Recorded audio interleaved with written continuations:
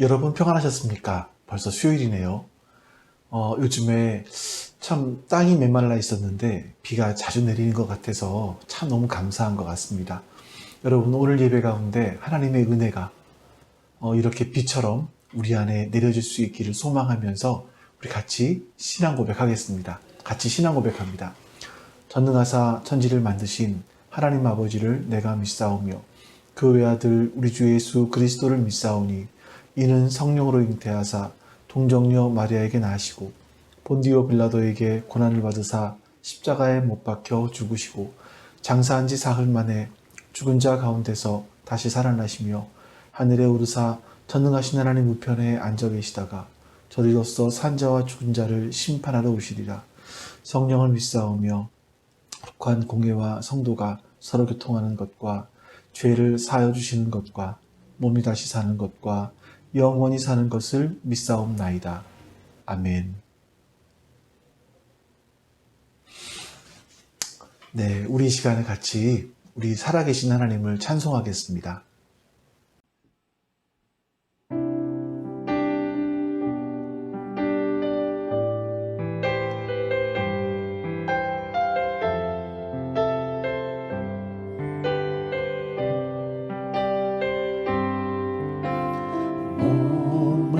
목마른 사슴시대 물을 찾아 헤매이 계신 내 영혼 주를 찾기에 가급하나이다. 목마른 사슴시대 물을 목마른 사슴시대 물을 찾아 헤매이 계신 내 영혼 주를 찾기에 가급하나이다.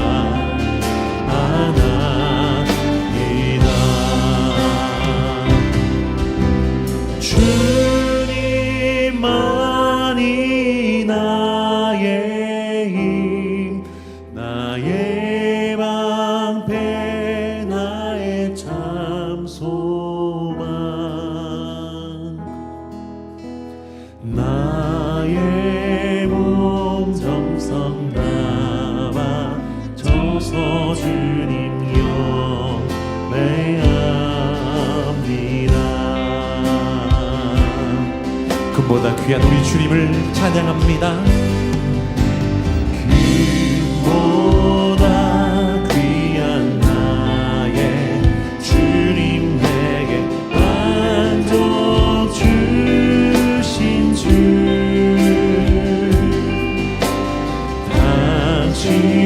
당신만이 나의 기쁨 또한 나의 참 주님만이 나의 힘, 주님만이 나의 힘, 나의 방패, 나의 참 소망, 나의 몸 정성 나와 저서 주님 영배하.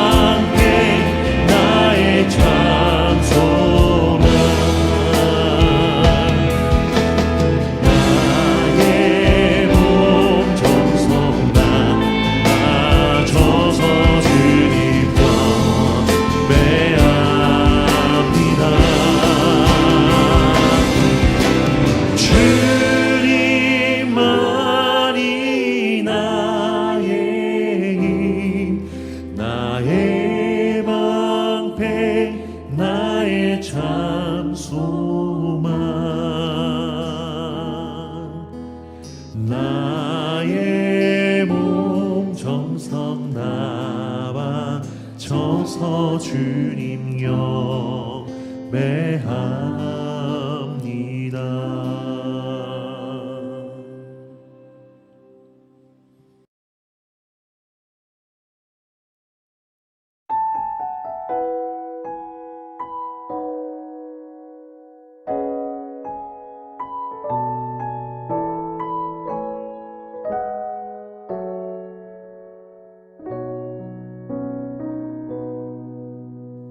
이 세상을 살아가는 동안에 나의 힘을 의지할 수 없으니 기도하고 낙심하지 말 것은 주께서 참 소망이 되심이라. 주의 길을 걸어가는 동안에 세상의 것 의지할 수 없으니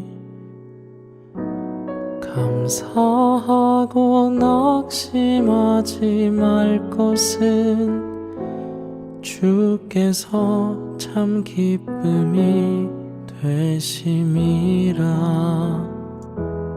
하나님의 꿈이 나의 비전이 되고 예수님의 성품이 나의 인격이 되고 성령님의 권능이 나의 능력이 되길 원하고 바라고 기도합니다.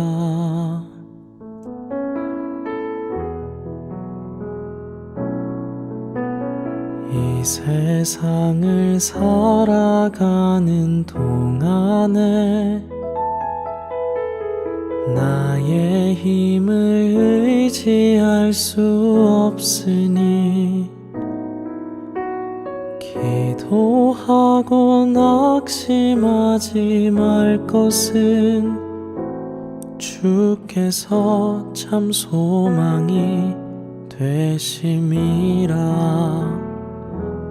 하나님의 꿈이 나의 비전이 되고 예수님의 성품이 나의 인격이 되고 성령님의 권능이 나의 능력이 되길 원하고 바라고 기도합니다. 하나님의 꿈이 나의 비전이 되고 예수님의 성품이 나의 인격이 되고 성령님의 권능이 나의 능력이 되길 원하고 바라고 기도합니다. 원하고 바라고 기도합니다.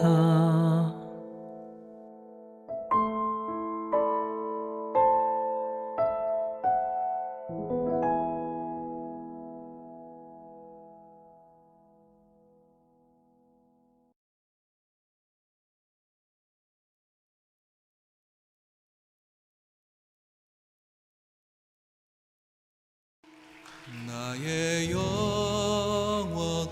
영원하신 기업 생명보다 귀하다. 나의 갈 길 다가도록 나와 동행하소서. 주께로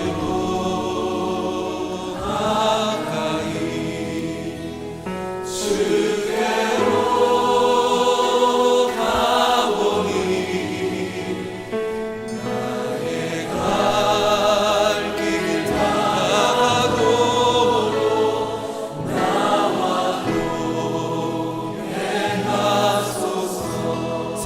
무기한 일 한번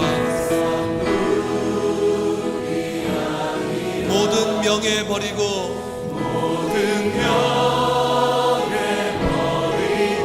험한 길을 가는 동안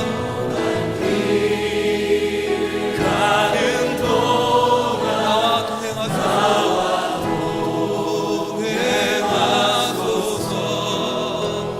주께로 가까이 주께로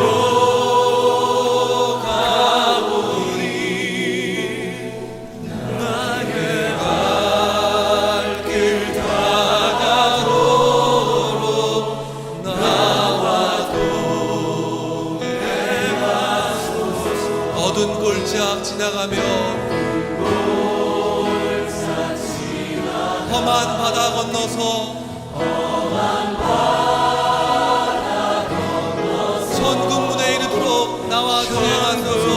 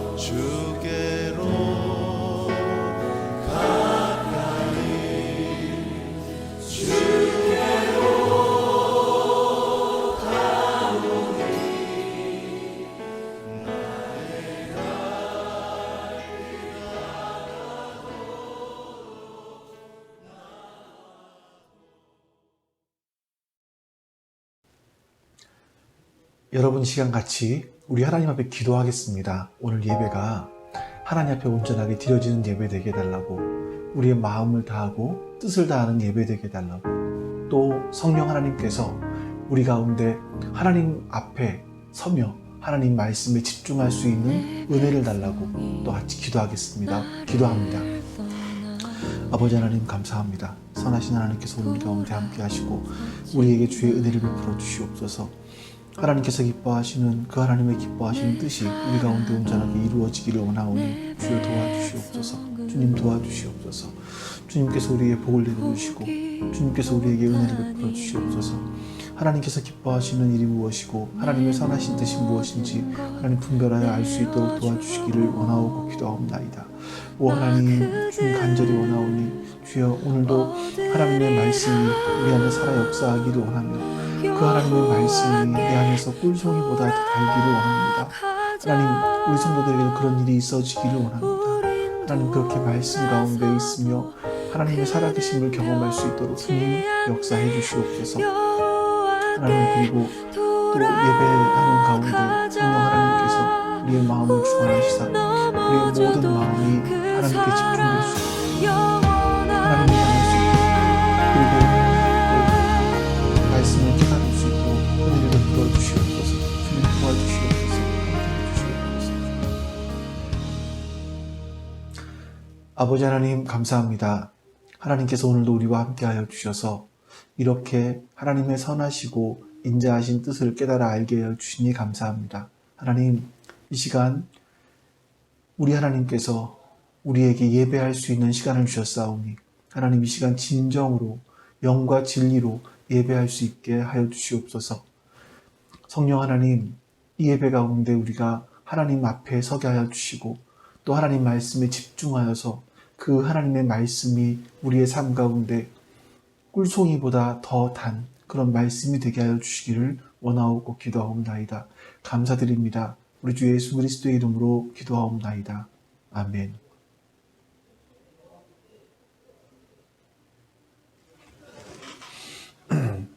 네, 여러분과 오늘 읽을 말씀은 출애굽기 20장 1절부터 2절까지 말씀입니다. 출애굽기 20장 1절부터 2절입니다.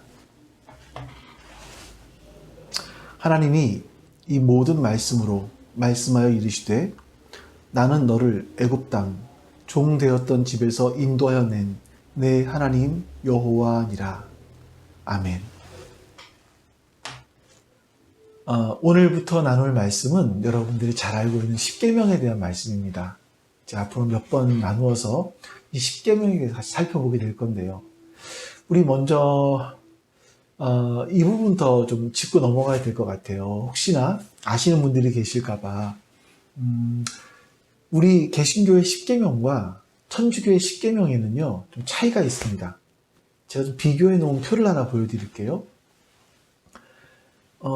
우리 그 개신교의 십계명은 첫 번째와 두 번째가 너는 나 외에는 다른 신을 내게 두지 말아라. 두 번째는 어떤 우상도 만들지 말고 절하지 말아라. 이렇게 했는데 천주교에서는 이거를 두 개를 하나로 묶어서 한 분이신 하나님을 흠숭하여라. 이렇게 해 놓았습니다. 그리고 이렇게 이제 이 두 가지를 하나로 묶어 놓았으니까 십계명이 안 되고 구계명이 되잖아요. 그래서 우리 개신교의 10번째 계명을 둘로 나눠놨어요. 마지막 9번, 10번이 남의 아내를 탐내지 말아라, 남의 재물을 탐내지 말아라. 이렇게 두 가지로 나누어 놓은 거죠. 이렇게 여러분 십계명이 왜 다를까? 왜 다를까? 이 하나님께서 처음에 십계명을 주실 때 우리가 십계명이라는 것만 알지 이게 첫 번째는 무엇이고 두 번째는 무엇이고 우리 찬송가에 있는 것처럼 그렇게 나누어지지 않았다라는 겁니다. 우리가 지금 이렇게 보고 있는 성경은요 읽기 편하고 찾기 편하라고 절과 단락과 어떤 장을 구분해 놓았어요. 그게 AD 1200년경, 1300년경에 이렇게 두 사람에 의해서, 두 명의 학자에 의해서 성경책이 구분되어졌습니다. 첫 번째는 장이, 그 다음에 장의 절이 이렇게 구분되어졌습니다. 하지만 원래 그 두루마리에 쓰여져 있던 히브리 성경에는요 장과 절 구분이 없습니다. 단락도 구분되어 있지 않습니다. 제가 사진 하나 보여드릴게요. 이게 그 파피루스라고 하는 갈대를 재료로 해서 거기 성경이 쓰여진 건데 지금 이 정도 남아있는 게 있습니다. 여기서 보시면 장도 없고 절도 없고 단락 구분도 없습니다. 그냥 쭉 써놓은 거죠.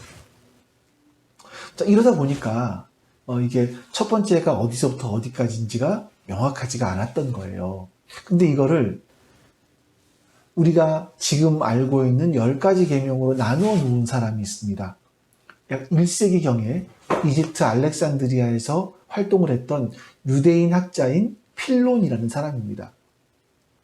이 필론이 우리가 개신교가 쓰고 있는 10가지 계명을 10계명을 분류해 놓았고요. 지금은 개신교 중에서 루터교회를 뺀 성공회라든지 정교회라든지 이런 모든 기독교에서 이 필론의 방식을 사용하고 있습니다. 근데 이 필론이 1세기 사람이었거든요. 근데 한 5세기 정도, 한 500년 지나서 우리가 잘 알고 있는 어거스틴이라고 하죠. 이 사람이 또 자기 나름대로의 기준을 가지고 십계명을 또다시 분류를 합니다. 제가 처음에 설명드린 것처럼 첫 번째 계명, 두 번째 계명을 하나로 묶어서 흠숭하여라. 이렇게 번역을 해놓았고요. 나머지 10번째 계명을 둘로 나누어 놓았습니다. 천주교회 그리고 루터교회는 이 아우구스티누스가 나눈 이 십계명을 사용하고 있다는 거죠. 자, 왜 이렇게 구분되었다고요? 이거는 조금 전에 보신 것처럼 히브리 성경에는요 장과 절과 단락의 구분이 없습니다. 그래서 이거를 해석하는 사람에 따라서, 번역하는 사람에 따라서 어떻게 나눌 것인가에 따라 달라지는 거죠. 자, 그런데 우리가 이것을 가지고 어떤 분들은 천주교가 마리아를 숭배하기 위해서 또 다른 여러 성인들을 만들어 놓기 위해서 우상 숭배에 대한 부분들을 고의적으로 뺀 것이다. 그리고 10계명이니까 그걸 만들어 놓기 위해서 우리 개신교의 10번째 계명을 둘로 또 나눠 놓은 것이다. 이렇게 이야기하기도 합니다.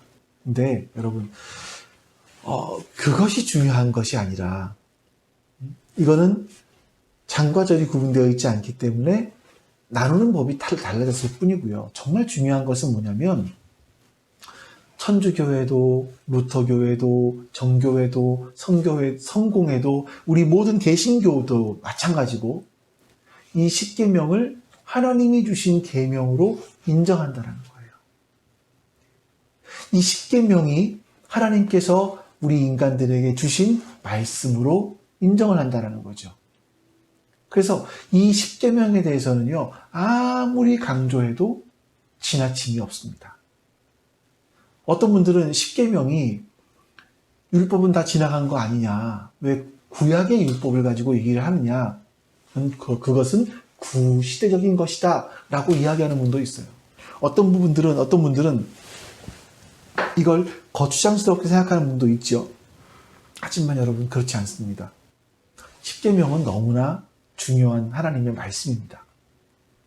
자, 여러분, 우리가 다윗을 한번 생각해 볼까요? 다윗이 10편, 19편에서 하나님의 창조를 노래하면서 이렇게 노래를 해요. 19편 1절, 4절 말씀. 제가 한번 읽어드리죠.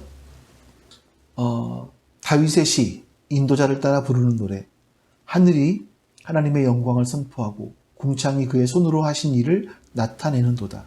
날은 날에게 말하고 밤은 밤에게 지식을 전하니 언어도 없고 말씀도 없으며 들리는 소리도 없으나 그의 소리가 온 땅에 통하고 그의 말씀이 세상 끝까지 이르도다.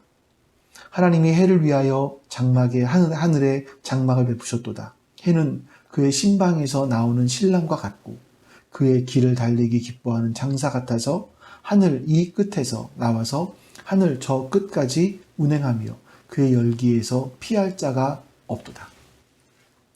다윗이 하나님께서 이 우주 만물을 창조하신 것들을 묵상하는 거예요. 보니까 이 하나님 창조하신 이 하늘이 하나님의 영광을 선포하고 이 궁창이 하나님의 손으로 하신 일들을 나타낸다.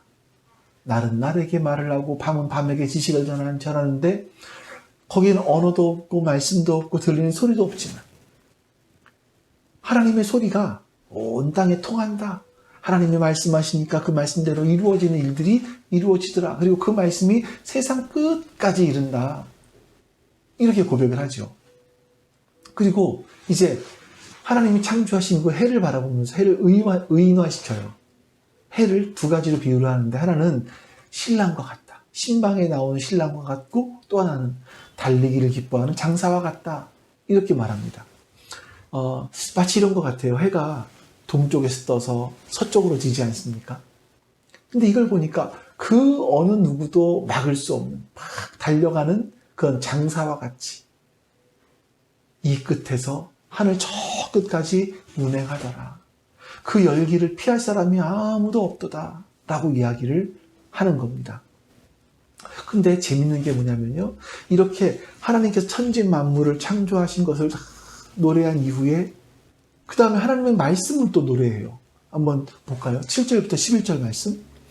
여호와의 율법은 안전하여 영혼을 소생시키며 하나님의 증거는 확실하여 우둔한 자를 지혜롭게 하며 여호와의 교훈은 정직하여 마음을 기쁘게 하고 여호와의 계명은 순결하여 눈을 밝게 하시도다. 여호와를 경외하는 도는 정결하여 영원까지 이르고 여호와의 법도 진실하여 다 의로우니 금 곧 많은 순금보다 더 사모할 것이며 꿀과 송이꿀보다 더 달도다. 또 주의 종이 이것으로 경고를 받고 이것을 지킴으로 상이 큽니다. 자, 여러분, 다윗이 하나님의 창조의 신비를 노래하다가 갑자기 율법의 신비, 율법의 놀라움에 대해서 노래를 또 하기 시작하는 겁니다. 여러분, 다윗에게는요, 하나님의 창조의 놀라움이나 하나님 말씀의 놀라움이나 다 같게 생각이 되었던 거죠. 우리가 표면적으로 보면 이러지 않을까요? 어떻게 하나님 말씀과 이 창조의 신비가 같을 수 있을까? 적절하지 않은 것 같아. 이걸 동등하게 놓는 것은 적절하지 않은 것 같아. 라고 생각하실지 모르겠습니다만, 하나님 말씀의 맛을 아는 사람들, 그 사람들은 이 우주 만물이 운행하는 이치나 하나님의 말씀이 우리 인간들을 움직여가는 이치나 그것을 비교했을 때 어느 것 하나 차이가 없다는 것을 발견할 수 있을 거예요. 하나님의 말씀이 얼마나 신비한지 그 죽어가는 영혼도 살리고 우리 마음속 깊이 있는 그 상처까지도 끄집어내서 그 상처들을 다 치유해 주시고, 우리의 죄된 죄악된 눈이 세상의 죄악된 것들을 바라보는 그 모습들을 정결하게 바꾸어 주시고, 이게 바로 다윗의 고백인 겁니다. 그리고 하나님의 말씀은 너무나 정결하기 때문에 우리를 흔들리지 않도록 붙들어 준다. 그래서 하나님의 말씀은 순금 덩어리보다 더 귀하고 송이꿀보다 더 달다, 이렇게 고백을 하는 거죠. 아니, 무슨 말씀이 달고 그렇게 귀한가, 이렇게 생각하시는 분들이 계실지 모르겠습니다. 여러분, 오늘 말씀 묵상해 보세요. 오늘 큐티 말씀 한번 묵상해 보십시오. 다윗이 시편 63편에서 하나님 그 광야에 있을 때 자신을 죽이려고 쫓아다니는 사울에게 쫓겨다니면서 광야에 숨어 있을 때 때로는 잠도 자지 못했지만, 때로는 먹을 것도 없고 마실 물도 없었지만, 그렇게 힘든 곳이었지만 자신은 그 사막에서 배가 고프고 목이 말라 물을 찾고 먹을 것 찾는 것처럼 나는 하나님을 간절히 찾습니다, 이렇게 고백을 해요. 그러니까 하나님을 찾다 보니까, 내가 하나님을 찾다 보니까 내가 있는 광야가 하나님께 예배하는 성전이 되고, 하나님의 말씀이 내 영의 양식이 되어서 안 먹어도 배고픈 줄 모르겠고 너무나 풍성한 삶을 경험하고 있다라고 고백을 하는 거죠. 여러분, 이건 그 경험해 본 사람만이 알 수 있지 않겠습니까? 그 하나님의 말씀의 달고 오묘함을 경험해 본 사람만이 알 수 있겠죠. 저는 여러분들과 제가 바로 이 신비함을 경험했으면 좋겠습니다. 하나님 말씀이 얼마나 놀랍고 신비한지. 다윗이 광야에서, 그 아무것도 없는 곳에서, 오히려 내 인생의 줄이고 힘든 부분에서 하나님으로 말미암아 기쁨을 경험하고 감사를 경험하고 만족함을 경험한 것처럼 여러분과 제가 그럴 수 있었으면 좋겠습니다. 그런 우리가 되었으면 정말 좋겠습니다. 우리가 이 땅에서 돈을 더 사랑하고 세상 것들을 더 사랑하고 이러다 보면 하나님의 말씀이 귀하다라는 생각이 안 들 수 있어요. 그러나 여러분, 하나님의 말씀을 찾아보시고 다윗이 오늘 큐티 말씀처럼 밤이나 낮이나 하나님의 말씀을 기억한다, 하나님의 말씀을 생각한다 라고 한 것처럼 여러분들이 하나님의 말씀을 생각하시면 틀림없이 하나님의 말씀이 세상보다 더 좋고 세상의 어떤 것도 만족시켜주지 못하는 그 만족을 말씀이 나에게 준다라는 것을 깨닫게 될 줄로 믿습니다. 시편 119편을 보시면 다 모두가 하나님을 찬송하는 내용들이에요. 우리 119편 62절 말씀을 한번 보겠습니다. 내가 주의 의로운 규례들로 말미암아 밤중에 일어나 주께 감사하리로다. 자, 이 시를 보니까 이 시편의 기자가 뭐라고 말하냐면 주님의 의로운 규례들로 말미암아 감사하는데 언제요? 밤중에 일어나서. 이게 우리와 좀 되게 반대되지 않습니까? 여러분, 사람들이 이렇게 유머 섞인 말로 이렇게 말하지 않나요? 잠이 오지 않으면 뭘 읽어요? 성경책 읽지 않습니까? 잠이 오지 않으면 성경책을 읽어. 너 불면증이 될 것 같으면 레위기서를 읽어봐. 직방이야. 우리 이렇게 얘기하지 않습니까? 근데 다윗이 하는 말은 그겁니다. 잠을 자다가도 하나님 말씀을 생각하니까 그 말씀의 감격과 그 기쁨 때문에 가슴이 뛰어서 잠을 이룰 수가 없더라.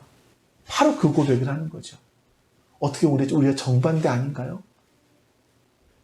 아마 그 말씀의 맛을 모르는 사람, 그러면 그걸 모를 때는 잠자기 위해서 말씀을 읽겠지만 그 말씀의 맛을 아는 사람들은, 그 중요성을 아는 사람들은 그 맛 때문에 잠자다가 벌떡 일어나서 하나님 감사합니다, 이렇게 되는 걸 겁니다. 또 71절 말씀을 볼게요. 고난당한 것이 내게 유익이라 이로 말미암아 내가 주의 율례들을 배우게 되었나이다. 여러분, 70년, 80년의 인생을 살아가면서 고난을 겪지 않는 사람들은 아무도 없습니다. 겉으로 보기에는 아무런 일이 없는 것처럼 보일 수 있지만 그 속으로는 수없이 많은 실수와 실패를 경험하죠. 또 그로 인해서 많은 좌절, 절망을 겪기도 합니다. 지난주 중에 제가 한 목사님이 병원에 입원하셨어요. 중환자실에 들어가셔서 이제 심장 수술을 받기로 되어 있었습니다. 그 전에 이제 그 목사님이 작은 심장이 아파서 가슴이 너무나 아파서 작은 동네 병원을 갔었대요. 이렇게 저렇게 검사를 해보셨나 봐요. 근데 이 심장이 혈관이 막혔다. 이거 빨리 가서 수술을 해야 된다. 근데 큰 병원에 가서 응급실에 들어가서 입원하시고 수술을 기다리는 거죠. 그리고 그 중환자실에 들어가서 이제 다시 한번 수술을 하기 위해서 MRI도 찍고 하는데 보니까 심장이 뚫려 있더래요. 막혀있던 혈관이 갑자기 뚫려 있더랍니다. 그러면서 그분이 글을 올리기를 자신이 죽음의 문턱에 왔다 갔다 하면서 보니까 하나님 말씀만큼 귀한 것이 없더라. 이런 고백을 해요. 여러분, 그 말이 뭐겠습니까? 자신이 죽음의 문턱 앞에 서서 보니까 자신을 위로해주고 자신에게 힘이 되어주는 것은 하나님 말씀밖에 없더라. 바로 이것이 아니겠습니까? 우리의 인생이 깊어지면 깊어질수록 하나님의 말씀이 진리라는 것을 정말 인정하지 않을 수가 없는 거죠. 그래서 세월이 지날수록 이 말씀에 순종해 사는 것이 얼마나 복된 것인지 우리가 고백하게 되는 겁니다. 제가 지난주에 출애굽기 주제가 15장 13절 또 19장 4절 6절이라고 말씀을 드렸어요. 다시 한번 좀 보죠. 15장 13절에 보시면 이렇게 말씀합니다. 주의 인자하심으로 주께서 구속하신 백성을 인도하시되 주의 힘으로 그들을 주의 거룩한 처소에 들어가게 하시나이다. 여러분, 이스라엘 사람들은요, 하나님 우리 조상 아브라함에게 약속하신 가나안 땅에 우리를 들여보내주세요 라고 금식하거나 철회하거나 이러지 않았습니다. 그들이 하나님께 그렇게 요청할 자격도 있지 않았습니다. 하나님께서는 그 이스라엘 백성들을 당신의 백성으로 삼아주시고 이집트의 10가지 재앙을 통해서 역사하시고 홍해를 갈라주시면서 역사해 주셔서 또 광야로 들어왔을 때는 쓴물을 달게 만들어주시고 반석에서 물이 나게 해주시고 매일매일 만나를 먹여주시고 간식으로 메추라기도 주시고 이런 역사를 베풀어 주셨어요. 그러면서 이스라엘 사람들을 출애굽하게 해주셨습니다. 여기까지 전부 다 하나님이 하신 일이에요. 하나님께서 이스라엘 사람들로 하여금 애굽에서 나오게 하신 것은요, 광야에 있게 하시기 위함이 아니라 가나안까지 데려가시기 위함입니다. 하나님 그래서 이스라엘 사람들을 이 많은 역사들을 이루시면서 이스라엘 사람들을 이끌고 나오신 거예요. 그 다음에 우리 19장 4절부터 6절 말씀을 좀 볼까요? 내가 애굽 사람에게 어떻게 행하였음과 내가 어떻게 독수리 날개로 너희를 업어 내게로 인도하였음을 너희가 보았느니라. 세계가 다 내게 속하였나니 너희가 내 말을 잘 듣고 내 언약을 지키면 너희는 모든 민족 중에서 내 소유가 되겠고 너희가 내게 대하여 제사장 나라가 되며 거룩한 백성이 되리라. 너는 이 말을 이스라엘 자손에게 전할지니라. 아멘. 여러분, 이것이 이스라엘 사람들이 애굽에서 하나님께서 이스라엘 사람들을 애굽에서 데리고 나오신 목적입니다. 하나님께서는요, 이스라엘 사람들을 하나님의 소유가 되게 하시고 제사장 나라가 되게 하시고 거룩한 백성이 되게 하시기 위해서 이스라엘 사람들을 출애굽시키신 거예요.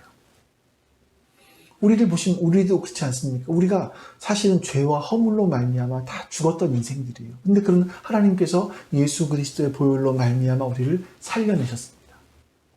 그리고 하나님의 자녀로 만들어 가십니다. 하나님께서 우리를 새롭게 만들어 가세요. 근데 여러분, 이게 완성을 말하는 건 아니에요. 고린도후서 5장 15절의 표현을 빌리면 우리는 새로운 피조물입니다.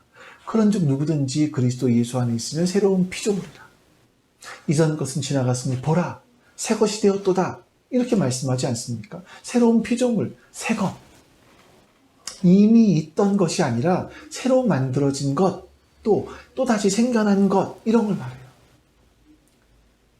그러니까 새로운 피조물은 완성된 것을 말하지 않습니다. 여러분, 갓 결혼한 남자를 새 신랑이라고 하고 갓 결혼한 여자를 새 신부라고 이야기하잖아요. 새 신랑과 새 신부가 이전에 총각과 처녀에서 새로운 존재가 된 것이죠. 근데 신랑과 신부로서 완성되었다는 말은 아닙니다. 새 신랑과 새 신부라는 것은 거기서부터 시작된다라는 뜻이에요. 그들은 끊임없이 서로를 섬기고 서로 사랑하며 서로 노력하면서 온전한 신랑과 신부가 되어가는 겁니다. 하나님께서는 이스라엘 사람들을 하나님의 소유, 거룩한 백성, 제사장 나라로 만들어 주셨습니다. 근데 거기서 그것만으로 끝나는 것이 아니라 우리가 이제 거기에 걸맞는 삶을 살아가는 거죠. 하나님 나라, 하나님의 소유답게, 거룩한 백성답게, 제사장답게 살아가는 겁니다. 그렇게 살아가게 하시기 위해서 우리에게 주신 것이 뭐냐면 바로 십계명을 비롯한 율법의 말씀들인 거예요. 그래서 우리는 율법의 정신들을 알아가야 되는 겁니다. 그 정신이 기록된 것이 본문 1절과 2절인 거예요. 다시 한번 읽어보겠습니다. 하나님이 이 모든 말씀으로 말씀하여 이르시되 나는 너를 애굽 땅 종되었던 집에서 인도하여 낸 내 하나님 여호와니라. 이게 십계명의 서문이죠. 여러분, 우리가 소위 말하는 국가의 3요소가 있습니다. 국민, 주권, 영토. 국민과 주권과 영토지요.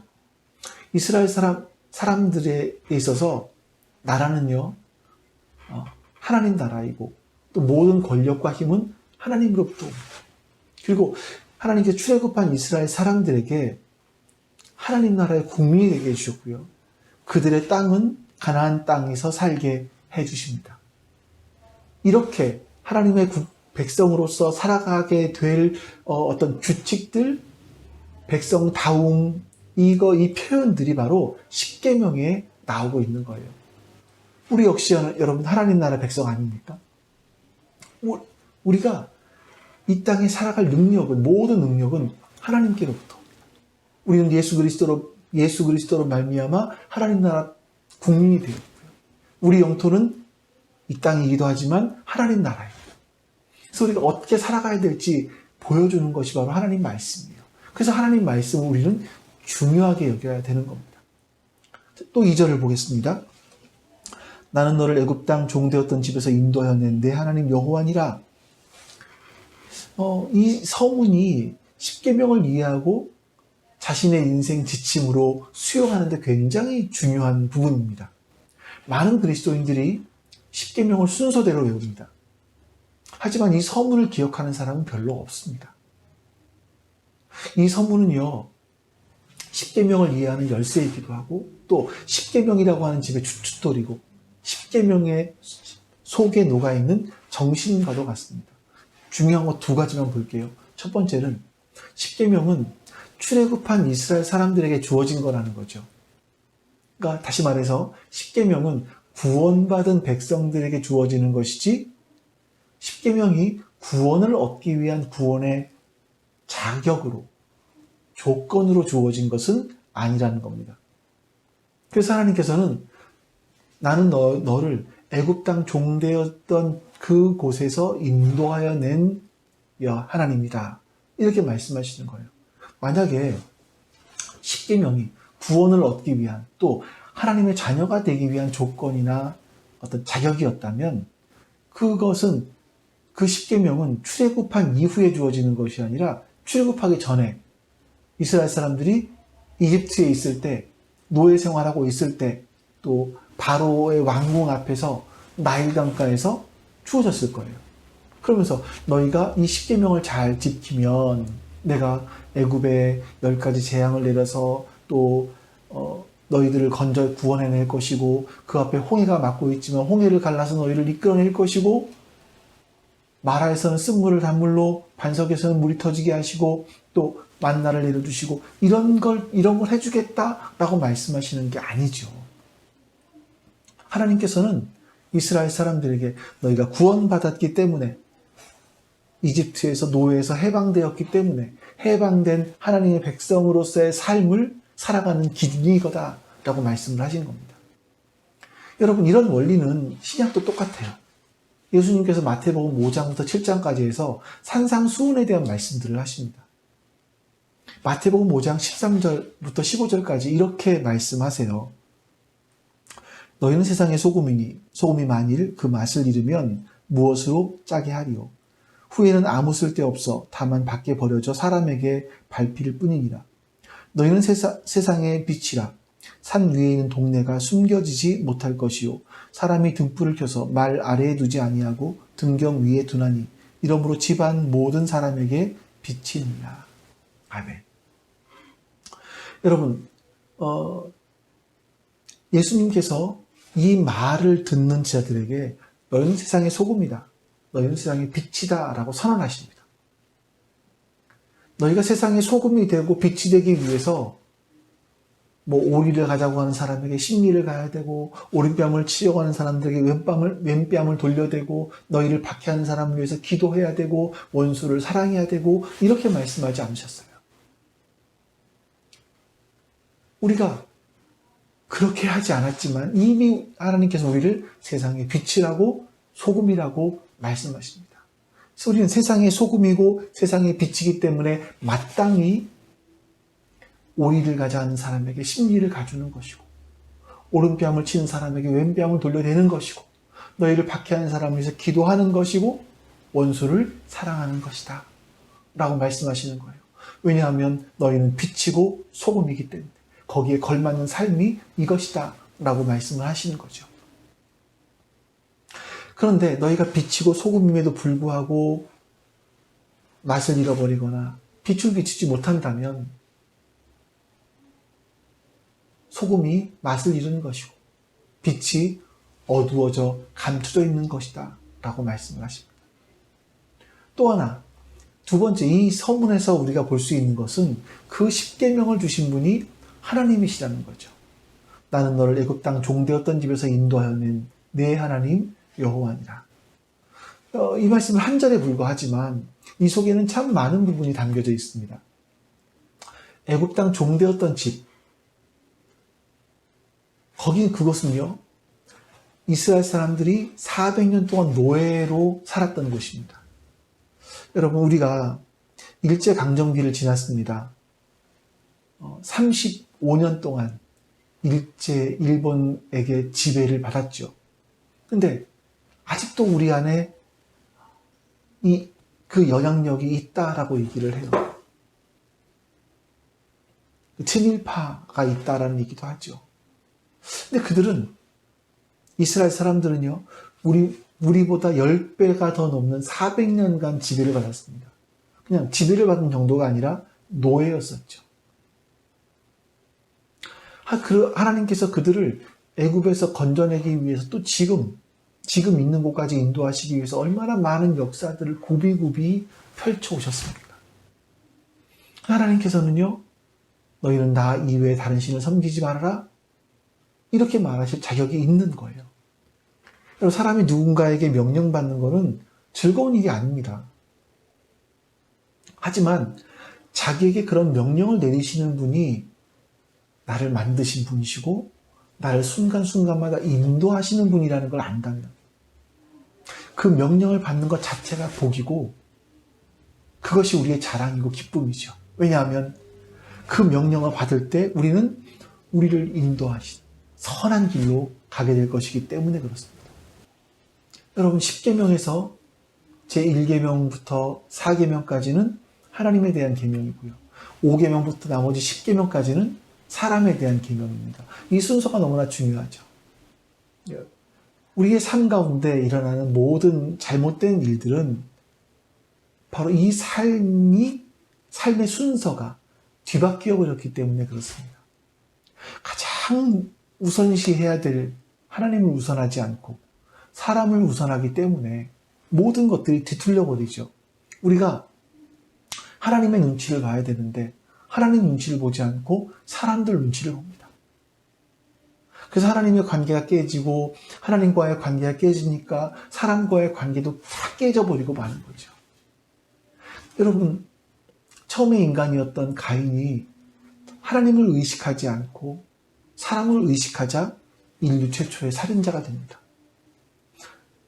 이스라엘의 처음 왕이었던 사울은 하나님을 바라보지 않고 하나님 눈치를 보지 않고 사람의 눈치를 봤기 때문에 다윗을 죽이려고 했고 자손 대대로 왕이 될 수 있는 그 자리를 유다 지파에게 넘겨주고 맙니다. 여러분, 성경 66권 가운데 유일하게 하나님이 직접 써주신 말씀이 십계명이에요. 그래서 십계명의 중요성은 아무리 강조해도 지나치지 않습니다. 이건 여러분 1500년 전에 기록된 구시대의 말씀이 아니에요. 우리를 영원히 살려주시고 우리를 하나님의 자녀답게 만들어 가시기 위한 하나님의 간절한 소망이 담겨있는 말씀입니다. 그래서 그 하나님의 사랑을 아시는 주님께서 이렇게 말씀하시죠. 내가 아버지의 계명을 지켜 그의 사랑 안에 거하는 것 같이 너도 내 계명을 지키면 내 사랑 안에 거하리라. 하나님의 계명을 지켜서 하나님의 사랑 안에 거한다라고 예수님 말씀하세요. 하나님의 계명을 지키지 않는 사람은 하나님의 사랑을 모르는 그냥 종교인이 되기 쉽습니다. 십계명을 비롯한 모든 하나님 말씀을 지키는 것이 바로 우리의 자랑이고 기쁨이고 우리의 상이라는 것을 여러분 꼭 기억하시고 오늘 하루도 남은 한 주간 동안도 주님의 은혜 가운데 하나님 말씀을 사랑하며 그 말씀의 맛을 보며 살아가실 수 있는 여러분과 제가 되기를 주님의 이름으로 축원합니다. 우리 같이 기도하겠습니다. 하나님께서 오늘 우리에게 주신 말씀을 기억하며 기도하시고 또 교회를 위해서 지체들을 위해서 우리 교회의 미래를 위해서 그리고 이 나라를 위해서 또 같이 우리 기도하겠습니다. 우리 기도합니다. 아버지 하나님 감사합니다. 하나님의 선하심과 인자하심이 오늘 우리 가운데 함께해 주시옵소서. 하나님, 우리가 하나님 바라보며 하나님의 은혜를 소망할 수 있도록 도와주시옵소서. 아버지 하나님, 하나님의 은혜를 소망할 수 있도록 주님 역사해 주시옵소서. 하나님, 오늘을 살아가는 우리의 모습 속에서 하나님의 말씀이 어떤 위치를 차지하고 있나 생각해 보게 해주시기를 원합니다. 하나님의 말씀이 우리의 삶 가운데 어떤 위치를 차지하고 있는지 돌아볼 수 있게 하여 주시기를 원합니다. 주님, 은혜를 베풀어 주시옵소서. 하나님의 말씀이 정말 우리에게 꿀송이처럼 단지 아니면 우리에게 자장가처럼 느껴지는지 하나님 알게 해주시옵소서.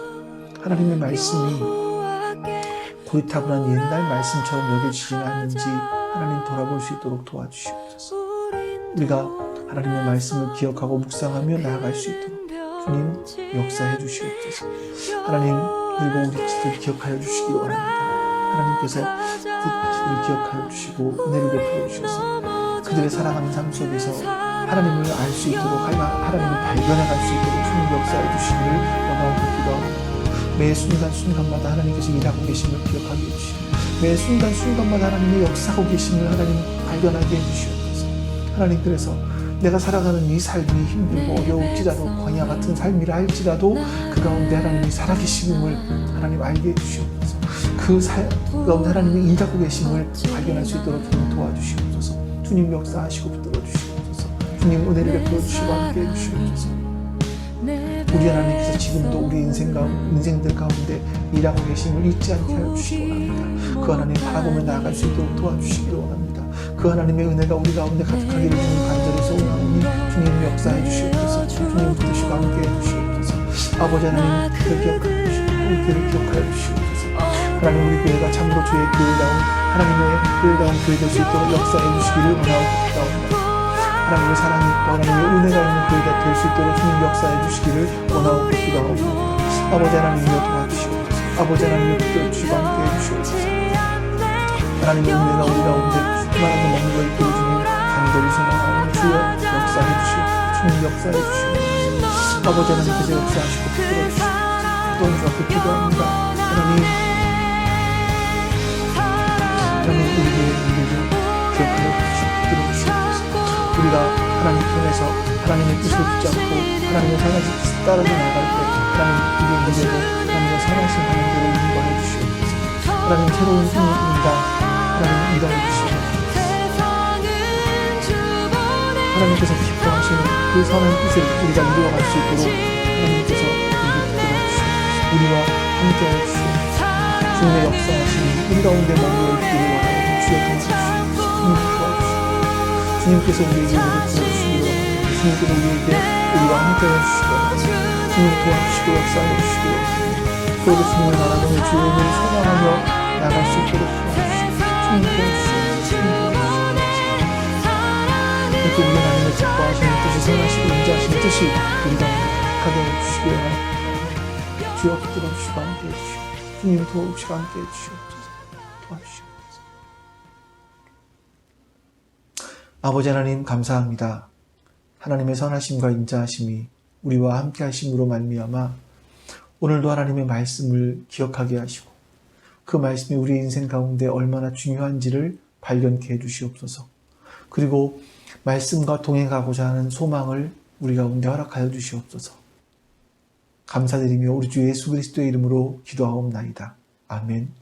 하늘에 계신 우리 아버지여, 이름이 거룩히 여김을 받으시오며 나라가 임하시오며 뜻이 하늘에서 이루어진 것 같이 땅에서도 이루어지이다. 오늘 우리에게 일용할 양식을 주시옵고 우리가 우리에게 죄 지은 자를 사하여 준 것 같이 우리 죄를 사하여 주시옵고 우리를 시험에 들게 하지 마시옵고 다만 악에서 구하시옵소서. 나라와 권세와 영광이 아버지께 영원히 있사옵나이다. 아멘.